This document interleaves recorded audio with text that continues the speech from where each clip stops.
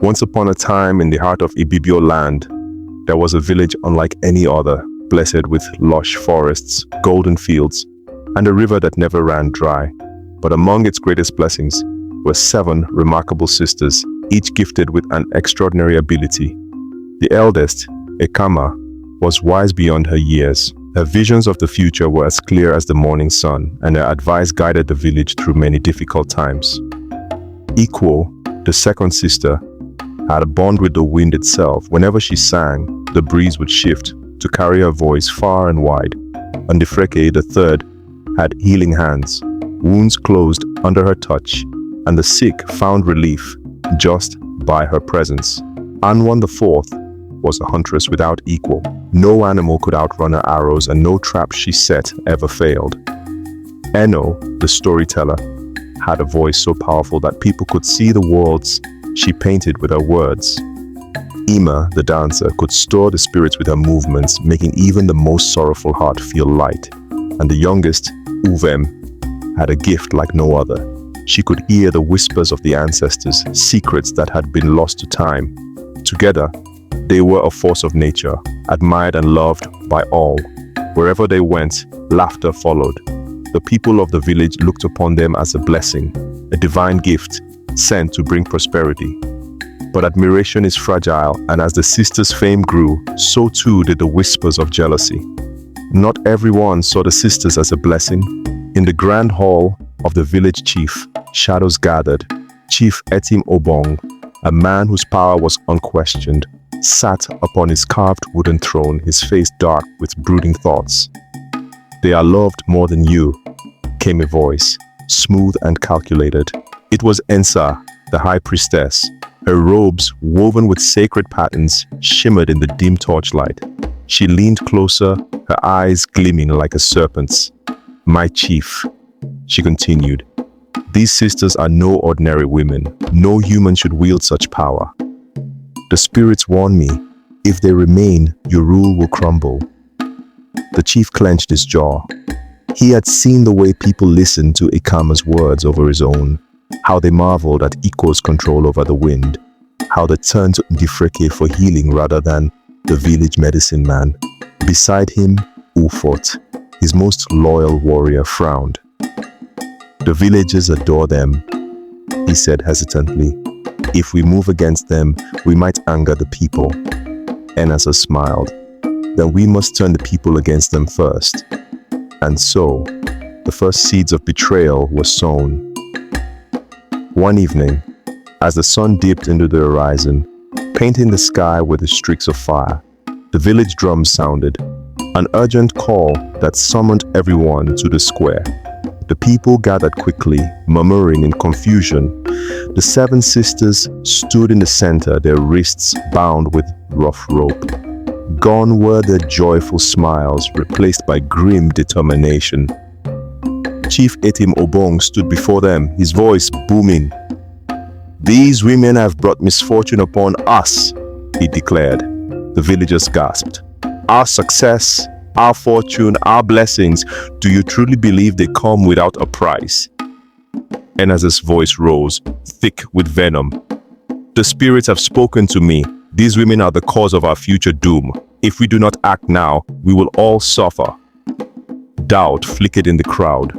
Some shook their heads, unwilling to believe, but others hesitated, casting wary glances at the sisters. Fear has a way of twisting the mind, turning love into suspicion. Their mother, Inyama, threw herself to the ground, clutching the chief's feet. "Please, my daughters have done no wrong," she cried, her voice raw with desperation. "You have known them since birth. They have only brought good to this village." But Chief Etim Obong had already made his decision. He raised his staff. "They shall be taken to the forbidden forest. Let the spirits decide their fate." A heavy silence fell upon the crowd. Then, the warrior stepped forward, dragging the sisters away. The night was dark. As they led the sisters away from the village, deeper and deeper into the forest, the air grew colder, the trees towering above them like silent judges. Every step forward felt like a step out of the world they had known. The warriors walked in uneasy silence, their faces unreadable. Even the most loyal to the chief could not shake the feeling that what they were doing was wrong. "I hear them," Uvem whispered. Ikwo turned to her youngest sister. "Who do you hear?" "The spirits," Uwe murmured. "They are watching, waiting." Anwan clenched her fists. "Then let them see the injustice being done to us." Finally, they reached the clearing. Without a word, the warriors cut the sisters free, but they did not turn back. They ran, their feet pounding against the earth as though fleeing from something unseen. The sisters were alone. They did not weep. They did not despair. Instead, they sat together beneath the moon, their hands intertwined, and they began to sing. Their voices wove through the trees, a song of sorrow and strength, of love and loss. The wind carried their melody far and wide, and the very earth trembled beneath them. A bright light erupted from the ground, encasing them in a glow so powerful that even the spirits of the forest shuddered. And when the light faded, the sisters were gone. In their place stood 7 towering palm trees, their trunks intertwined, their leaves whispering in the night breeze. Back in the village, misfortune struck like lightning. Crops withered overnight. The river, once endless, shrank into a mere trickle. Disease spread, taking the young and old alike. Chief Etimobong fell ill, his once mighty body reduced to weakness. Ensa's voice, once so confident, now trembled with fear. And Ufot, the chief's strongest warrior, disappeared without a trace. The villagers whispered among themselves, their voices low with regret. They knew they had turned against their own, and the land had punished them for it. To this day, the 7 palm trees still stand in the forbidden forest, their presence a silent warning.